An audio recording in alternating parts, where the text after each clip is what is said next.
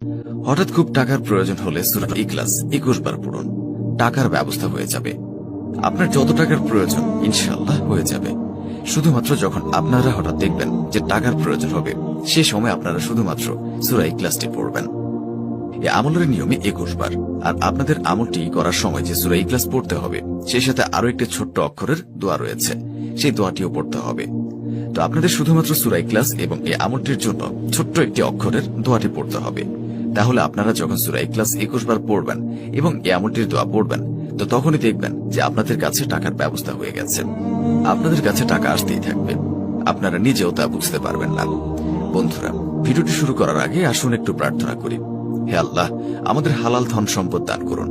যারা হালাল ধন সম্পদ পেতে চান সকলেই কমেন্টে লিখুন আমিন, এবং এই ভিডিওটিতে একটি লাইক দিন। এবং যারা চ্যানেলটিকে সাবস্ক্রাইব করেননি, চ্যানেলটিকে সাবস্ক্রাইব করুন। এই ভিডিও লাইক টার্গেট 10,000, তাই সকলেই ভিডিওটিকে লাইক দিয়ে দিন। তো চলুন ভিডিওটি শুরু করা যাক।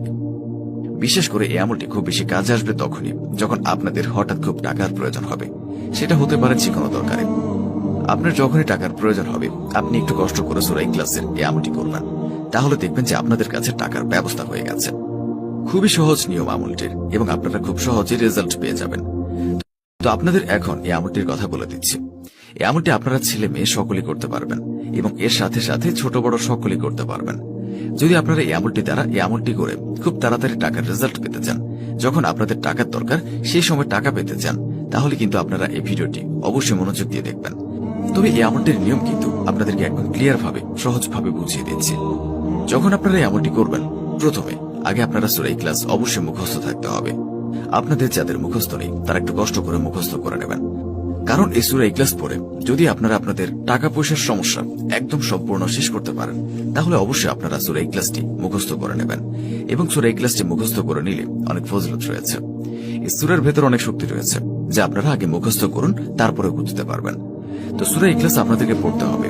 তো তখন আপনারা অবশ্যই এই আমলটি করার জন্য শুদ্ধভাবে সূরা ইখলাসটি পড়বেন। আর আপনাদের যে দোয়াটি 21 বার পড়তে হবে, সেই দোয়াটি মাত্র আপনাদেরকে 3 বার উচ্চারণ করে শোনাচ্ছি।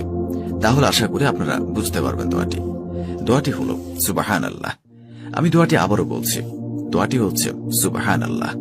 এক শব্দের একটি দোয়া, সুবহানাল্লাহ। এই দোয়াটি আপনারা আশা করি সকলে জেনে গেছেন এবং বুঝে গেছেন। এই দোয়াটি আপনারা শুধুমাত্র সূরা ইখলাসের সাথে পড়তে হবে। তো কতবার পড়তে হবে সেগুলো বলে দিচ্ছি।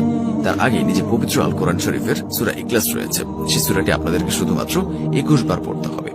এবং সেই 21 বার পড়ার পর যখন আপনাদের কাছে টাকা আসবে, তো সেই সময় আপনারা যখন এই আমলটি করবেন, তখন কিন্তু কোনোভাবে সূরা ইখলাস ভুল করে পড়া যাবে না। তো সূরা ইখলাস এখন আমি আপনাদেরকে মাত্র